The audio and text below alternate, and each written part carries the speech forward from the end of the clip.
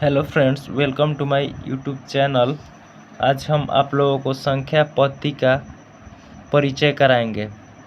तो इसमें सबसे पहले देखते हैं प्राकृतिक संख्याएं। एक से अनंत तक की संख्याओं को प्राकृतिक संख्याएं कहते हैं। जैसे में हो गया 1, 2, 3, 4, 5 डॉट डॉट, इसी प्रकार से अनंत तक चलता जाएगा। उसके बाद पूर्ण संख्याएं, 0 से अनंत तक की संख्याओं को पूर्ण संख्याएं कहते हैं। जैसे में 0, 1, 2, 3, 4, 5, 6, 7 डॉट डॉट डॉट, इसी प्रकार से यह भी अनंत तक जाएगा। उसके बाद पूर्णांक संख्याएं, धनात्मक, ऋणात्मक और शून्य से मिलकर बनी संख्याओं को पूर्णांक संख्याएं कहते हैं।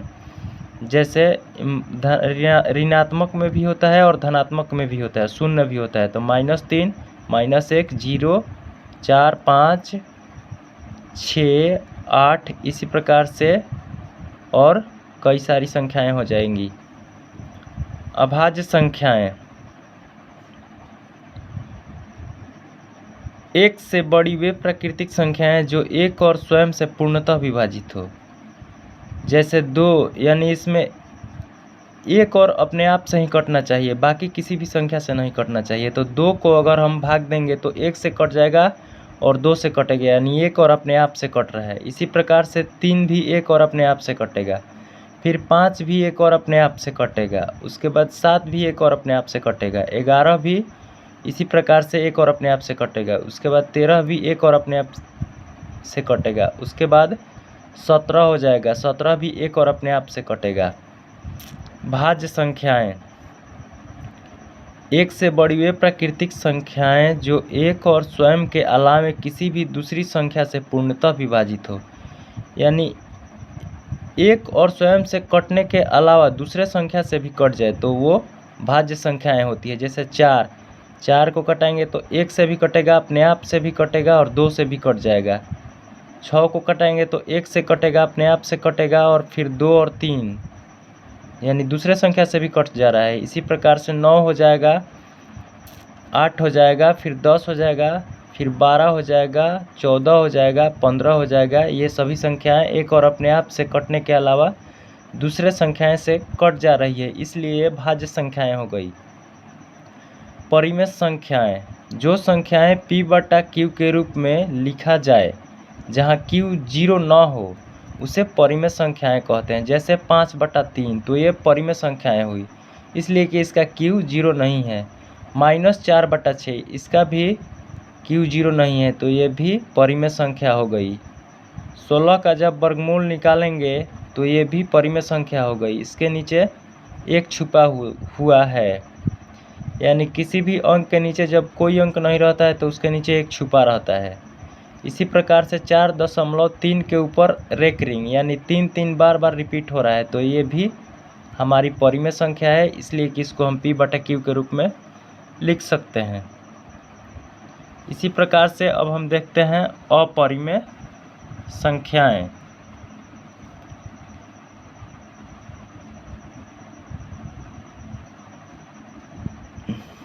जो संख्याएं p/q के रूप में नहीं लिखी जा सकती है वे संख्याएं अपरिमेय संख्याएं कहलाती है। जैसे √3, तो √3 का वर्गमूल निकालेंगे तो पूरा नहीं निकल पाएगा। उसी प्रकार से पाई, तो पाई का मान भी निश्चित नहीं निकलता है, इसका मान भी अनंत तक चलते जाता है, तो ये भी एक अपरिमेय संख्या हो गई। √2, तो इसका भी वर्गमूल निकालेंगे तो पूरा नहीं निकलेगा, तो ये भी अपरिमेय संख्या हो गई। 1/√3, इसका भी अगर नीचे वाला q 0 नहीं है, लेकिन √3 का जब वर्गमूल निकलेगा तो इसका मान पूरा नहीं निकल पाएगा, तो इसलिए ये भी अपरिमेय संख्याएं हो गई। 4/0, तो इसके नीचे 0 है, 0 के पहाड़े में कभी भी 4 नहीं आएगा, इसका मान अनंत आएगा, इसलिए ये भी अपरिमेय संख्याएं हो गई। वास्तविक संख्याएं, परिमेय और अपरिमेय संख्याओं के संग्रह को वास्तविक संख्याएं कहते हैं। जैसे 1/√2 ये अपरिमेय संख्या हो गया, √16 परिमेय, फिर ये परिमेय, इस प्रकार से परिमेय और अपरिमेय संख्याओं का संग्रह होता है वास्तविक संख्या। अब देखेंगे वास्तविक संख्या एवं उनके दशमलव प्रसार। तो सबसे पहले इसमें आता है शांत दशमलव प्रसार। इस स्थिति में शेषफल शून्य हो जाता है, यानी शेषफल कुछ नहीं बचता है। जब हम 5 से 2 में भाग देंगे तो नहीं जाएगा, तो सबसे पहले 0 बैठाएंगे, उसके बाद दशमलव, तो 5 का 20 कट जा रहा है, यानी शेषफल कुछ नहीं बच रहा है। तो ये इस स्थिति में हमारा दशमलव प्रसार शांत हो जाता है। उसी प्रकार से अनवसानी आवर्ती या अशांत आवर्ती, इस स्थिति में शेषफल की पुनरावृत्ति होती है, यानी बार बार वही शेष आता है। जैसे हम 3 से 1 में भाग देते हैं तो नहीं कटेगा, तो पहले 0, फिर दशमलव, फिर यहाँ 0 डालेंगे, तो 3 त्रिका 9, 10 में से 9 घटेगा 1, फिर दशमलव के लिए 1 0 फिर यहाँ हो जाएगा 3 त्रिका 9, फिर 10 में से 9 घटेगा 1, फिर 0 यहाँ हो जाएगा 3 त्रिका 9। इसी प्रकार से ये चलते ही जा रहा है। 3 बार रिपीट हो रहा है, तो जिसमें रिपीट होता रहेगा वो अनवसानी आवर्ती हो जाएगी।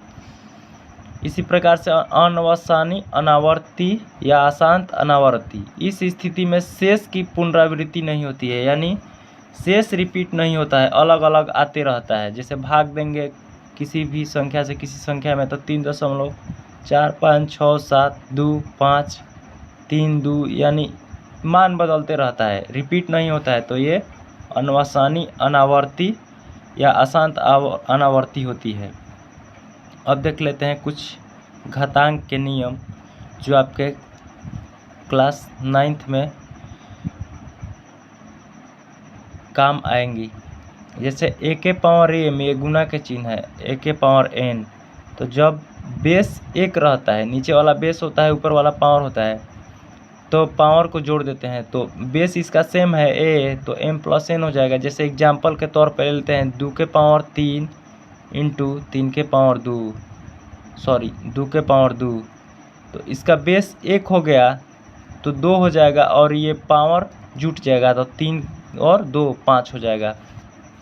इसी प्रकार से a के पावर m बटा a के पावर n, यानी बेस 1 रहे और पावर अलग अलग रहे, और जब बटे में हो तो उसको घटा देते हैं। जैसे एग्जाम्पल के लिए ले लेंगे 3 के पावर 2 बटे 3 के पावर 3, तो इसका बेस 1 है तो पावर को घटा देंगे, 2 में से 3 घटाएंगे तो 3 का पावर -1 हो जाएगा। इसी प्रकार से यहाँ a के पावर m, a के पावर फिर पूरा का पावर n, तो ये हो जाएगा m से n में गुना, तो a के पावर mn। जैसे एग्जाम्पल में ले लिए 3 का स्क्वायर और फिर पूरा का पावर 3, तो 3 और 2 से 3 में गुना हो तो 3 6।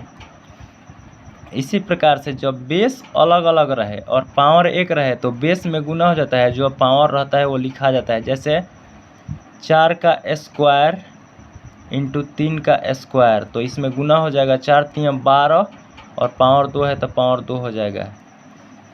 धन्यवाद।